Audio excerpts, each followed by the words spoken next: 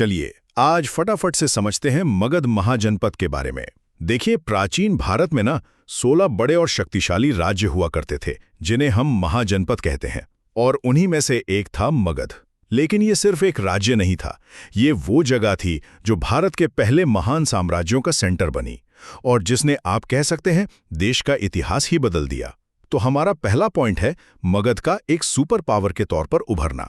शुरुआत में तो ये आज के बिहार के पास एक छोटा सा राज्य ही था, पर फिर आए हर्यक वंश के राजा जैसे बिंबिसार और अजातशत्रु, जिन्होंने शादियों और जंगों से इसका विस्तार शुरू किया। और देखते ही देखते कोशल और अवंती जैसे बड़े राज्य भी मगध में शामिल हो गए।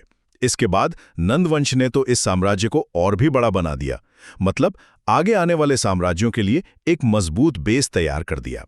दूसरा पॉइंट, यहाँ मगध की कहानी अपने पीक पर पहुंचती है और वो है मौर्य साम्राज्य। चंद्रगुप्त मौर्य ने चाणक्य की मदद से भारत का पहला एकीकृत साम्राज्य खड़ा किया। लेकिन असली ट्विस्ट आता है उनके पोते सम्राट अशोक के साथ। कलिंग की लड़ाई ने अशोक को पूरी तरह से बदल दिया। उन्होंने लड़ाई झगड़ा हमेशा के लिए छोड़ दिया और बौद्ध धर्म अपनाकर धम्म विजय के रास्ते पर चल दिए। और आखिर में तीसरा पॉइंट ये बताता है कि मगध सिर्फ एक पॉलिटिकल पावर नहीं था। सदियों बाद जब मौर्य साम्राज्य खत्म हो गया, तब गुप्त वंश ने मगध को फिर से इंडिया के सेंटर स्टेज पर ला दिया। इस दौर में चंद्रगुप्त प्रथम, समुद्रगुप्त और चंद्रगुप्त द्वितीय, विक्रमादित्य जैसे बड़े बड़े राजा हुए।